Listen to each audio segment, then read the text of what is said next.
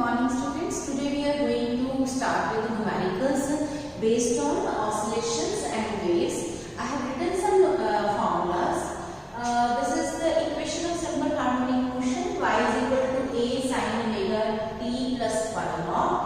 Phi naught is the initial phase. A is the amplitude. Y is the displacement. Omega is angular frequency and it is written as root k upon m.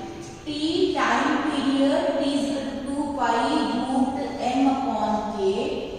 T is time at any instant, any time interval. Frequency is reciprocal of this time period.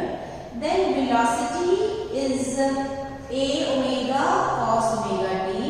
Acceleration is acceleration of the particle which is executing simple harmonic motion. This is minus omega square y. Kinetic energy due to the velocity of the particle is half m omega square a square minus y square. Potential energy half m omega square y square. इनका सारा हमें theory जो हमने किया है जो पिछले lectures में वो सारा मैंने जो फॉर्मूलाज हैं मैंने यहाँ पे लिख दिए हैं so that we can make use of these formulas when we do these numericals based on oscillations and waves. First statement है a harmonic oscillation is represented by y is equal to 0.34 cos 3000 t plus 0.74. Y is in millimeter, t is in seconds. Find first is amplitude, second frequency, third angular frequency, fourth time period and fifth is initial phase. जैसे मैंने कहा बेटे equation of simple harmonic motion that can be represented in sine function or cosine.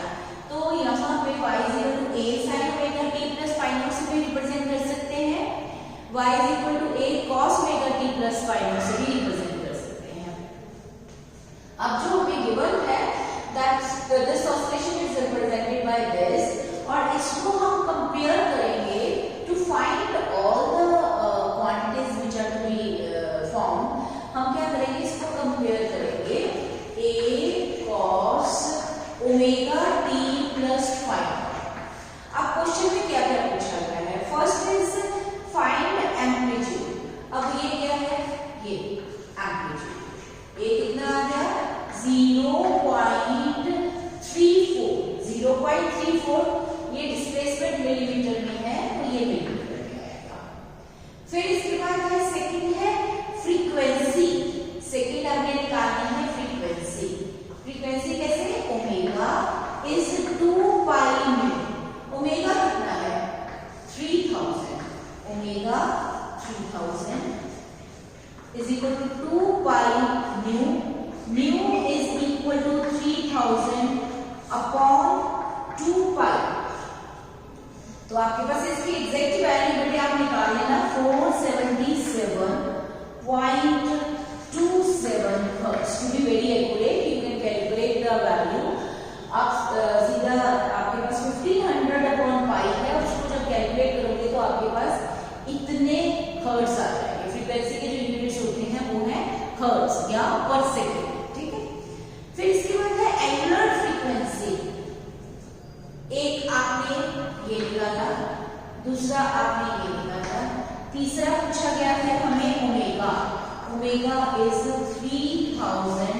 मैंने हमेशा बताया है आपको कि अगर आपके पास फ्रीक्वेंसी है तो इट इज रेवोल्यूशंस पर सेकेंड या हर्ट्ज. लेकिन angular frequency this is radiance पर सेकेंड. चौथा आपको क्या निकालना है time period. Time period is reciprocal of frequency. Time period is reciprocal of frequency. This is 1 upon 477.27. अगर आप इसको कैलकुलेट करोगे ये आ जाता है 0.0021 second. This is time period. तो एंड एक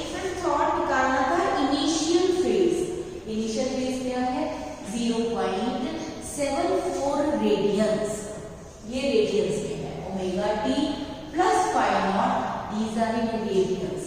omega T is angular displacement और जो प्लस फाइव है ये उसका इनिशियल फेज है, ठीक है, फाइन। अच्छा, इसके बाद एक I think this question is clear. आपको सबसे पहले क्या करना है बेटा कि जो इक्वेशन है जो गिवन है उसको कंपेयर करो आप उसकी पैरेलल इक्वेशन के साथ, और उसके बाद सारे कोएफिशिएंट्स आप a 0.32, omega 3000, phi naught 0.74. This is how you can calculate. Okay, fine. फिर इसके बाद आता है हमारा after this we have another question.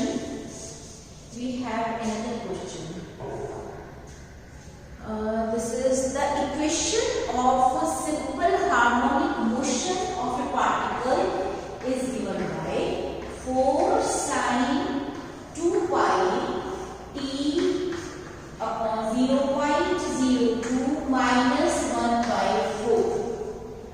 While t are in centimeter, time seconds. Calculate first is amplitude, second is frequency, third is period of oscillation, fourth is initial phase. अब बेटे आपको क्या करना है, सबसे पहले इसको ना रीअरेंज कर लीजिए, इसको हम उस टर्म्स में लेके आएंगे, हम उस टर्म्स में इक्वेशन को लेके आएंगे। So that I can write for sine ये अंदर लिखो 2 pi T 0.02 minus 2 pi by 4। अब इसका ये आ गया, इसको बच्चे कैलकुलेट कर लिया, ये आ गया 4 sine 2 pi 0.02 into T minus pi by 4। अब कैलकुलेट क्या करना है, एक तो आपको करना है एम्पलीट्यूड, दूसरा फ्रीक्वेंसी, तीसरा टाइम पीरियड, चौथा इनिशियल फेज, ये कैलकुलेट करना है। these things are to be, these quantities are to be calculated। अब हम कंपेयर करेंगे, अब हमें कंपेयर करना है। सबसे पहले आएगा एम्पलीट्यूड, एम्पलीट्यूड बड़े ये देखो 4 एंड इसको कंपेयर करना है, इसको कंपेयर कर लीजिए y is equal to a sine omega T plus 5। तो आपके पास आ गया a is equal to 4 centimetre, displacement centimetre में है, तो एम्पलीट्यूड क्या है, मैक्सिमम डिस्प्लेसमेंट, तो that is also in centimetre, so I have written centimetres. फिर उसके बाद आता है ओमेगा, ओमेगा कितना है, आप इसको कैलकुलेट करो, 2 ये 0 0 ऊपर चला जाएगा तो 100, ओमेगा इज इक्वल टू, ये कंपेयर करो दिस, तो ये आ जाएगा 100 पाई। आपका हमें निकालना क्या है, frequency, this is equal to 2 pi nu is 100 pi, ये कैंसिल, आपके पास आ जाएगा nu is equal to 50 hertz. Frequency आपके पास आ गई 50 हर्ट्ज। बड़ी इंटरेस्टिंग और सिंपल क्वेश्चन है, कंपैरिजन करना है दोनों इक्वेशंस का, ठीक है। पहले उसको रीअरेंज करके इसी तरह लिख लीजिए, इसी फॉर्म में लिख लीजिए, और उसके बाद कोएफिशिएंट्स को कंपेयर करते जाइए, हर वैल्यू को कंपेयर करते जाइए, ठीक है। तो आपका फ्रीक्वेंसी आ गया 50 हर्ट्ज, और आपके पास फिर इसके बाद ये भी आ गया, ये भी आ गया। टाइम पीरियड 1/50, 1/50, ये आ गया आपका 0.02 सेकेंड। और यहाँ पे when we compare this phi naught initial phase, ये कितना आ गया, -π/2, initial phase is -π/2 radians। This is how you can find out the all the quantities which are being asked। मतलब आपने कंपैरिजन करना है, बड़ा आसान है क्वेश्चन, बड़ा मींस इंटरेस्टिंग सा क्वेश्चन है। आपने सिंपली एक जो इक्वेशन दी है उसको उस फॉर्म में लेके वैल्यूज को कंपेयर करते जाओ, अपने आप क्वेश्चन सॉल्व होता जाएगा, ठीक है। नेक्स्ट क्वेश्चन आता है, let us go with the next question. I am going to rub this, खुद करके देखिएगा इसको, जब तक खुद नहीं करोगे तब तक नहीं आएगा। सिर्फ देख के नहीं आएगा, आपको करना भी पड़ेगा। A particle executes simple harmonic motion of amplitude 25 centimeter and time period 3 seconds. What is the minimum time required for the particle to move between 2 points 12.5 centimeter on the either side of the mean position? अब जो given है हम वो लिखते हैं।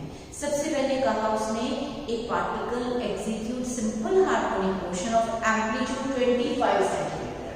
तो हमें given क्या है, a is equal to 25 centimetre and time period 3 seconds. What is the minimum time period for the particle to move between 2 points? मान लीजिए ये एम्पलीट्यूड जो है वो है 25 सेंटीमीटर। हमें टाइम पीरियड निकालना है for the particle to move between 2 points. ये मान लीजिए ये आपका है 12.5 सेंटीमीटर डिस्प्लेस करते हैं। y is equal to on one side it is 12.5 centimetre. आपको time period y is equal to a sin omega t। इसको हम लिख सकते हैं a sin 2 pi upon t into t। अब डिस्प्लेसमेंट y, ये कितना गिवन है 12.5, a कितना है 25 sin 2 pi, टाइम पीरियड मुझे कितना दिया है 3, इसको लिया दिस। अब ये इस तरफ ले जाइए, दिस कम्स हियर और ये यहाँ पे, इसको हम लिख सकते हैं 1/2। 1/2 is equal to sin 2 pi by 3। अब जो sin 30 1/2 होता है, तो इसको मैं लिख सकती हूँ sin pi by 6। ये है ना 1/80 upon 6, तो ये आ गया sin pi by 6। तो this is equal to sin 2 pi by 3 t। अब हमें निकालना क्या है t, कितने टाइम में कितनी डिस्प्लेसमेंट हुई। तो हमने क्या किया, अब आपके पास ये 2/3 है ना, ये इधर ले आते हैं, pi by 6 sin गया pi by 6 into 3/2 y। This is ये लीजिए, दिस इज t, ये आ गया आपका pi कैंसल, ये 2, फिर t is equal to 1/4 second, 1/4 second. और इसके बाद remember this, now this is time taken to move from mean position to 12.5। Question में पूछा हुआ है what is the minimum time required for the particle to move between 2 points 12.5 centimetre on either side of the mean position. Mean जो value आई है उसको हमने that value is to be doubled, मतलब हमारे पास जो वैल्यू होगी वो आ जाएगी t is equal to 1/4 into 2, ये आ गई हमारे पास 1/2 सेकेंड्स। ठीक है, 0.5 seconds। This is the value you get. Clear? हमने क्या किया कि जो जो गिवन था पहले वो लिखा, फिर ये इक्वेशन लिखी और उसके बाद वैल्यूज पुट करना शुरू कर दी। क्वेश्चन अपने आप आपका बन जाएगा, सॉल्यूशन अपने आप निकल आएगा। Time taken by the particle to move between 2 points 12.5 centimetre on the either side of the mean position comes out to be 0.5 seconds। एक और क्वेश्चन कीजिए। Now there is one more question. This is a body of mass 16 kilogram is oscillating on a spring of force constant 100 Newton per meter. Find the angular frequency of the body. Let me clean this.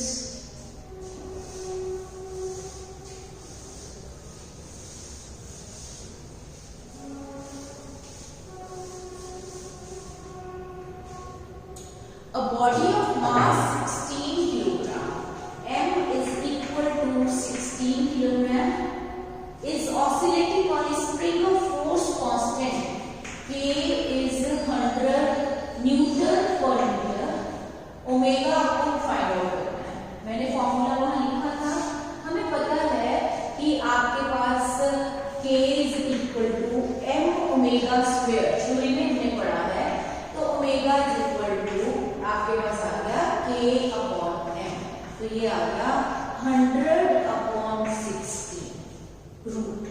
तो इसकी value जो आती है ना वो आ जाती है approximately, ये आप बच्चे करके देख लेना, रूट निकाल के देख लेना, ये आ जाता है 2.5 रेडियन पर second.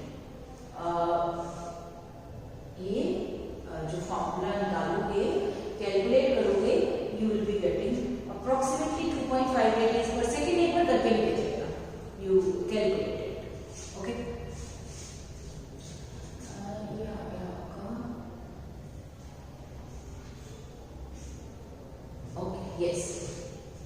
yes it comes out to be 2.5 radians per second, correct answer।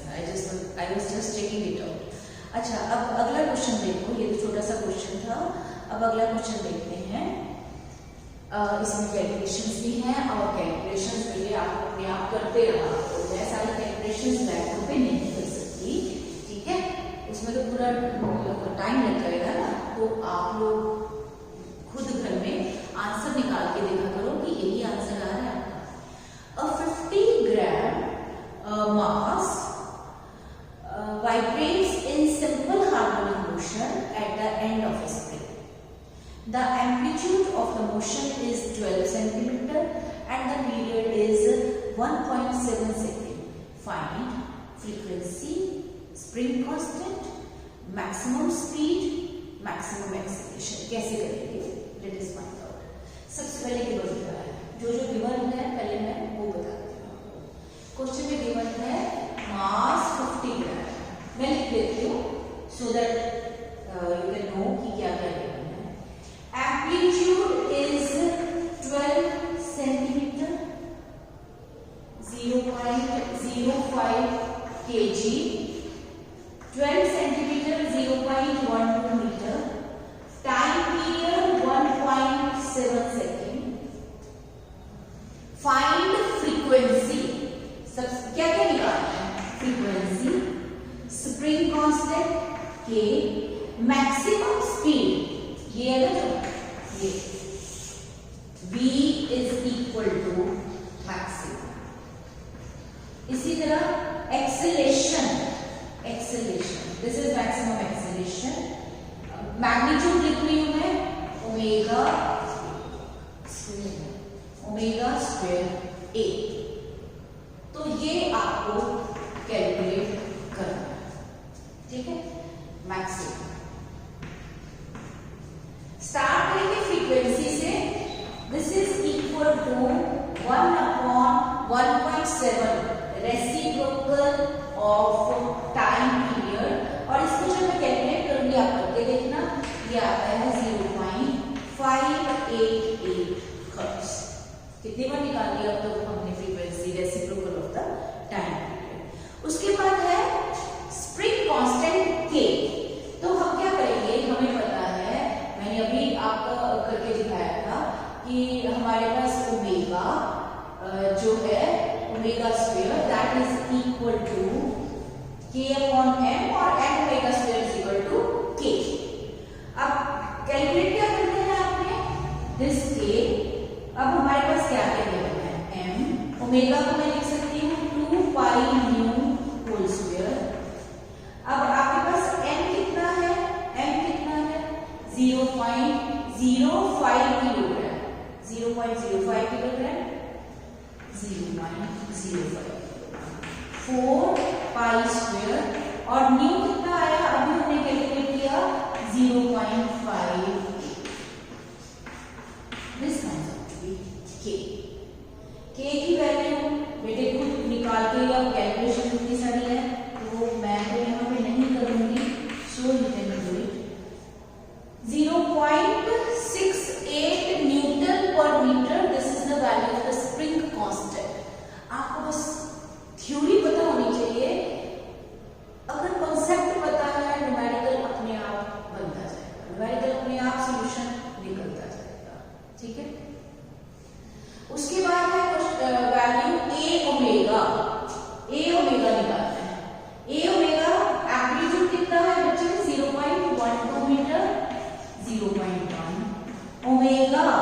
That is 2 into pi into 0.588। ये वैल्यू जब हम कैलकुलेट करते हैं तो ये आ गया है 0.44 मीटर पर सेकेंड। और इसके बाद है मैक्सिमम एक्सेलेरेशन। मैक्सिमम एक्सेलेरेशन में क्या है आपका, this is a omega square means 0.12 into 2 pi 0.588 इसका होल स्क्वायर। मतलब ये जो हमने वैल्यू निकाली है, ये वैल्यू, ये जो वैल्यू है इसका स्क्वायर कर देंगे तो आपका ओमेगा स्क्वायर आएगा। और अगर मैं कैलकुलेट करूंगी तो ये आ जाएगा 1.63 मीटर पर second square. This is how you can find out frequency. Supreme constant maximum speed means when this cos omega t is 1, v is equal to a omega। ठीक, अच्छा, इसके बाद एक क्वेश्चन और कर लेते हैं हम। we can do one more question to find out the kinetic energy, potential energy and total energy कैसे निकालते हैं। I am going to rub this now। Next question is a body of mass 5 kilogram. A body of mass 5 kilogram executes simple harmonic motion of amplitude 0.5 meter.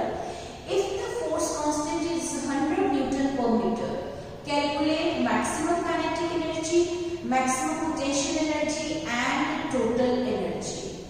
Given क्या है? Given क्या है, मास 5 kilogram, amplitude 0.5 metre, के is 100 Newton per metre. आपको क्या निकालना है, maximum kinetic energy, maximum potential energy. आपको पता है mean position kinetic energy is maximum, तो इसका मतलब हमारे पास और उसके बाद आपने टोटल एनर्जी भी निकाली। मैक्सिमम काइनेटिक एनर्जी कहाँ होगी, when y is equal to 0 means kinetic energy is half m omega square a square। Potential energy कहाँ मैक्सिमम होती है, एक्सट्रीम पोजीशन पे। इसका मतलब potential energy is half m omega square a square। Total energy is kinetic energy plus potential energy.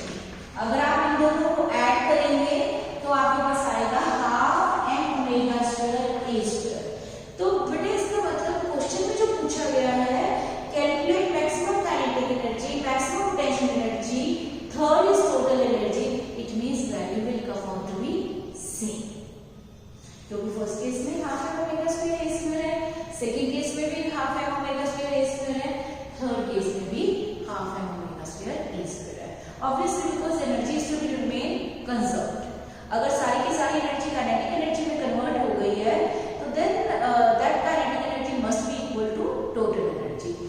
If at the extreme position whole of the energy has been converted into potential energy, then it is equal to this half m omega square a square, that is the total energy, because energy remains conserved at all the points। तो आपके पास जो value आएगी this maximum kinetic energy, maximum potential energy, total energy की, it is half m omega square a square। given क्या है, m पता है हमें, ओमेगा k पता, k आपके पास given है, so I can write it as k omega की वैल्यू करें k by m into a square। ये m कैंसल, आपके पास आ जाएगा हाफ k स्क्वायर। तो ये आ गया half k is 100, amplitude is 0.5 whole square. m की तो जरूरत पड़ेगी इसमें, देयर इज अभी जो हमने m था 5 किलोग्राम उसकी जरूरत ही नहीं पड़ी, तो हमारे पास आ गया 12.5 जूल्स। हाफ 100 0.5 होल स्क्वायर, ये आ गया 12.5 joules. This is maximum kinetic energy, this is maximum potential energy, and this is the total energy. These were few numericals based on oscillations and waves chapter, and we will continue